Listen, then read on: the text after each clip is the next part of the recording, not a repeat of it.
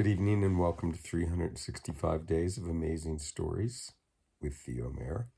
Here we are on day 355, and I am going to begin a story about Koji, the monk. Now, he wasn't always a monk.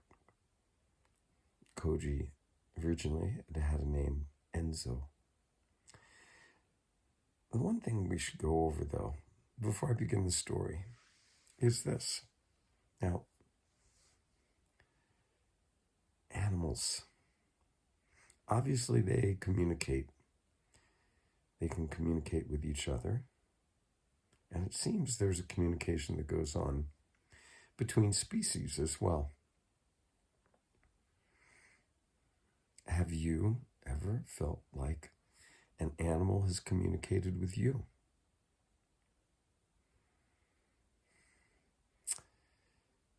Maybe you have a pet, a dog or cat, and maybe they look at you in a certain way in which you know what they're wanting.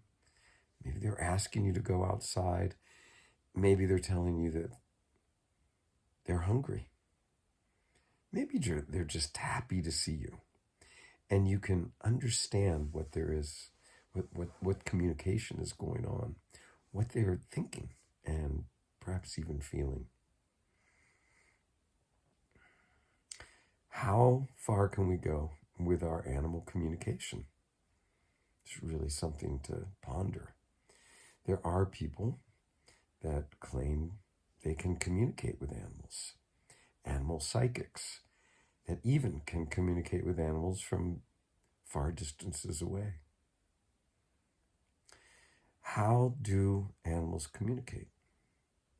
It seems, from my experience, they communicate through images, but also thoughts, and they can be fully fledged thoughts.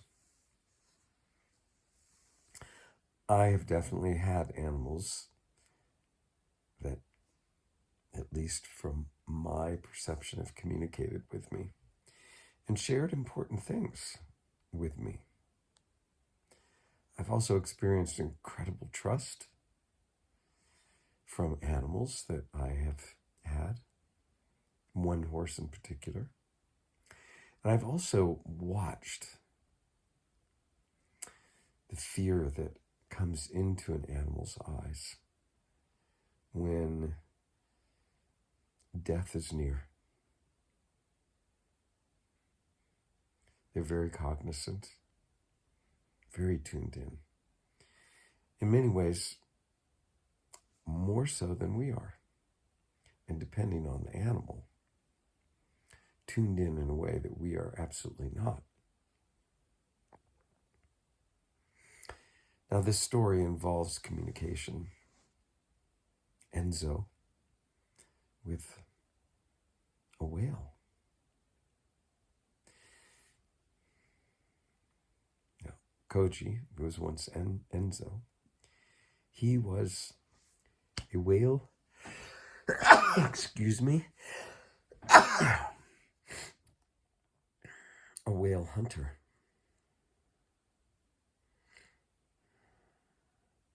He hunted fin whales, blue whales, sperm whales, humpback whales, rendering them for meat, oil. There was a time in the world where oil, whale oil, powered many things, including lights. And can you imagine putting to death a huge, graceful animal like a whale so that you could light your house at night? The unfortunate thing is, since those times when whales were hunted, they've never recovered to the same numbers. It would be an amazing thing if they did. Close to where I live, Monterey Bay, it is said that standing on the shore, you could smell the whales as they exhaled. They came in so close, and there were so many of them.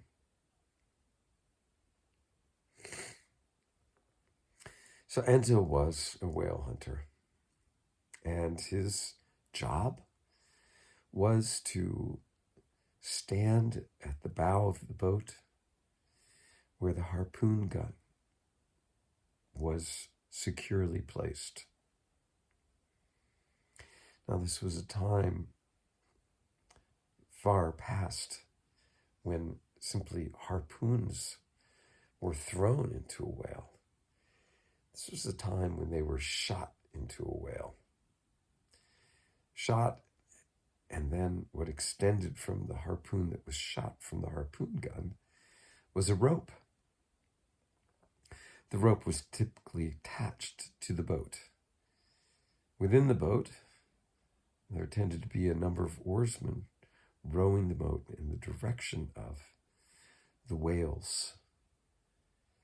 Once the boat was close enough, the harpooner would shoot the harpoon into the whale. Now, the really devious thing that humans had come up with is they had found a way to place a charge within that harpoon head so that when it hit the whale, it exploded, thus almost instantly killing the whale, depending on where that harpoon had landed. Now, Enzo was a whale harpooner because he was very accurate in his aim, and he tended to send that harpoon into the whale's head, which when the harpoon exploded, the whale would instantly die. A single harpooner could harpoon multiple whales.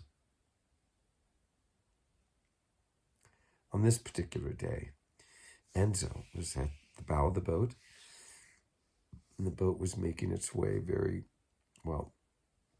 as quickly as possible toward a pod of sperm whales. Now they were gaining speed, or gaining on the pod of sperm whales, getting closer to them. As the sperm whales, in a panicked way, began to flee from the whalers. Enough whales had been slaughtered at this point in time that whales knew when humans approached, it was time to get away from them as far as they could. Now, there were 3 whales in this small pod. And as they got close enough, Enzo fired his harpoon into the whale that was closest to him. It was a direct hit, and after a short amount of time, the whale, squirming from the pain of this harpoon having entered its 2-foot thick skin, the blast went off, and the whale died. The water was filled with blood, and the oarsmen continued on after the 2 remaining whales. Now, I hate to leave this story in this sad place that it is, but tonight I will. And I'll continue it tomorrow. Okay. Hope you have a good rest of your day.